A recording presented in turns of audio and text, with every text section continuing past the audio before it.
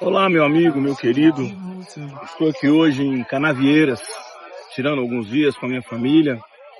E eu queria compartilhar com você algo muito interessante para que fique guardado no seu coração nesse início de ano. A gente gosta muito de fazer projetos, gosta muito de pensar em coisas que a gente pode fazer ou até mesmo que a gente não fez no ano que passou. Eu queria contar uma história que todo mundo conhece, mas por uma perspectiva que talvez você nunca tenha parado para pensar. É a história de Noé. Lá em Gênesis, no capítulo 8, no versículo 13, diz assim: no primeiro dia do ano novo,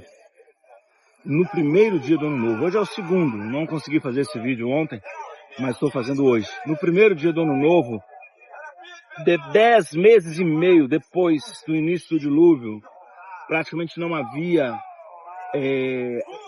água mais sobre a terra. Noé levantou a cobertura da arca e viu que o solo estava praticamente seco. E eu queria pensar com você, porque o ano anterior que passou de Noé foi um ano muito complexo para ele. Sem dúvida nenhuma, Noé experimentou um período muito difícil. A própria construção da arca, a zombaria das pessoas, a dificuldade que deve ter sido com a tecnologia existente na época de Noé construir uma arca, tudo isso fez com que fosse um ano terrível para Noé. Imagina você, ele e sua família, vivendo um chamado de Deus em obediência a uma palavra, e em meio a isso tudo, o universo conspirando ao seu redor contra isso. Antes que eu me esqueça, se você ouvir uma música aí no fundo, é porque eu estou numa barraca, que eu até recomendo para quem vier em Canavieira, do Tijolinho. É muito boa, um lugar muito aprazível. Mas voltando aqui, eu queria lembrar para você, pensar com você como foi seu 2025. Né? Quantos desafios você pode ter enfrentado, quantas coisas não deram certo. Às vezes você perdeu alguém da sua família, alguém mais próximo. Para nós foi difícil esse ano, a mãe da minha esposa faleceu. Em contrapartida, tivemos momentos de muita alegria, né? O nosso filho eles estão grávidos, vai chegar um bebezinho agora nesse ano de 2026. Então você também pode ter experimentado várias circunstâncias desfavoráveis. Isso faz parte da vida. O próprio Senhor Jesus nos alerta que no mundo teremos aflições. Essa ideia equivocada, triunfalista, de que nós podemos passar por esse ano sem viver provações, privações e até mesmo situações trágicas na nossa vida é mentirosa.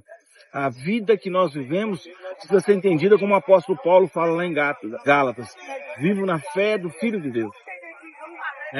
E não foi diferente com Noé. Noé e sua família experimentaram de todo tipo de dificuldade naquela época. E assim como é a nossa caminhada. O Noé passou praticamente, apesar de ele faltar 10 meses e meio, quando ele abriu a carta, quando virou o ano, ele ainda não desceu da arca naquele momento. Ele ainda ficou lá por mais um mês e meio. Na verdade, Noé, entre os dias que ele fechou a arca até o dia que ele saiu, foram um pouco mais de um ano. E Noé saiu da arca, E às vezes nós estamos aí trancados dentro da nossa arca, achando que o mundo não vai mudar, achando que as coisas não vão acontecer diferente.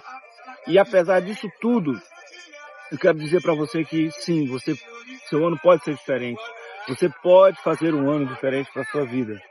Você precisa confiar e crer que Deus tem a resposta de todas as coisas. Daquilo que você não compreende, você não precisa preocupar-se. Deus compreende. Eu gosto muito de um texto que eu não esqueço, está em Deuteronômio 29, que fala que as coisas encobertas pertencem ao Senhor. Às vezes a gente não entende por que estamos passando por isso, seja bom ou não. Às vezes a gente acha que o mundo está conspirando contra nós, mas não, é porque nós estamos no mundo. Como o apóstolo Paulo disse, eu já falei aqui, esse viver que vivemos na carne. Agora, eu queria chamar a sua atenção para algo muito importante. Ainda que o ano 600 de Noé tenha sido um ano terrível, o ano de 601 foi um ano de refrigério. Ele saiu da arca. Ele não ficou dentro da arca. Ele não achou que a sua clausura, o seu casulo da arca era suficiente para ele. Não, Noé saiu da arca e foi viver aquilo que ele precisava viver, o propósito para o qual Deus o tinha chamado. Depois que ele saiu da arca, algo muito importante que Noé fez foi construir um altar. Ele construiu um altar para o Senhor. Ou seja, Provérbios tem um versículo que diz: reconhece o Senhor em todos os teus caminhos e os teus planos serão bem-sucedidos. Então, apesar de tudo que tinha acontecido, Noé não optou por murmurar, por se achar miserável homem. Ao contrário, ele edificou um altar ao Senhor. Ele buscou o Senhor. Ele confiou a sua vida ao Senhor. Então, a primeira coisa que Noé fez foi sair da arca. Saia de onde você está. Não deixe que a inércia tome conta da sua vida. Não fique regendo a sua vida pelos fatos do passado. Ao invés disso, confie a sua vida ao Senhor. Diga para você mesmo: eu vou porque o Senhor está comigo. Segunda coisa que Noé fez, que acabei de falar, ele edificou um altar. Ou seja, prostre diante do Senhor. Deixe Ele falar com você. Deixe Ele tocar a sua vida. Convide-o para mais e mais estar próximo a você. Tenha intimidade com Deus. Peça ao Espírito Santo para estar, que é a promessa cumprida após a ressurreição de Jesus, quando Ele diz que eu vou para o Pai, mas vos enviarei outro, que é o Consolador, que é o Espírito Santo. Viva a sua vida debaixo da direção do Espírito Santo. Não viva a sua vida de lamúrias ou de lamentações, até porque elas não resolvem as situações. E por último, outra coisa que Noé fez assim que ele saiu da arca, depois de edificar um altar, ele semeou boas sementes. Querido, quantas coisas Deus tem feito por nós. Ainda que você tenha tido um ano de 2025 dificílimo, que tenha dilacerado o seu coração, suas emoções, se você olhar para trás, você também verá tantas coisas boas que Deus com certeza permitiu que você experimentasse e vivesse. Então plante boa semente. Não foque naquilo que deu errado. Não olhe para o seu passado achando que ele é o determinante do seu futuro e nem do seu presente. A palavra do Senhor, a companhia do Senhor é quem determina o seu presente e o seu futuro. Plante boas sementes. Plante boas sementes. Compartilhe aquilo de bom que Deus fez por você. Seja paciente no Senhor. Seja resiliente no Senhor. E com certeza, você verá tanto o que Deus fez no passado por você, como o que Ele fará nesse ano também. E eu encerro trazendo um versículo do Salmo 126, que eu gosto muito, é um dos mais belos, seria um dos meus preferidos se eu pudesse fazê-lo. Que aquele que semeia com lágrimas, com júbilo voltará, trazendo os seus feixes. Está no Salmo 126. Então eu quero deixar essa palavra para você que está começando o seu ano hoje, começando esse novo ano, que você saiba que ainda que a sua vida no ano passado ou no passado tenha sido uma vida de caos, saiba que Deus muito fez por você e muito mais Ele quer se revelar por intermédio da pessoa de Jesus Cristo na sua vida. Aquele que anda com Jesus nunca está sozinho. Que Deus abençoe você, que esse ano de 2026 seja um ano formoso, cheio da presença e da graça de Deus sobre a sua vida, e que você experimente a boa, agradável e perfeita vontade de Deus na sua vida.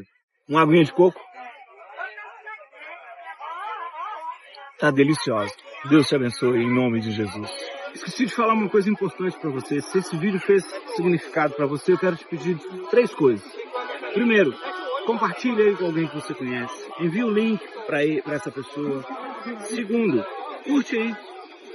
Eu estou com o propósito de criar esse tipo de conteúdo para você, de compartilharmos uma devocional. Não sei ainda se vai ser mensal, semanal, diária, né? Curte aí. Quanto mais curtidas a gente tiver, mais a gente entende que a gente está alcançando o propósito que a gente quer. E se você puder, segue meu canal. É um canal que tem só esse objetivo. Não vai ter firula. Segue aí, tá bom?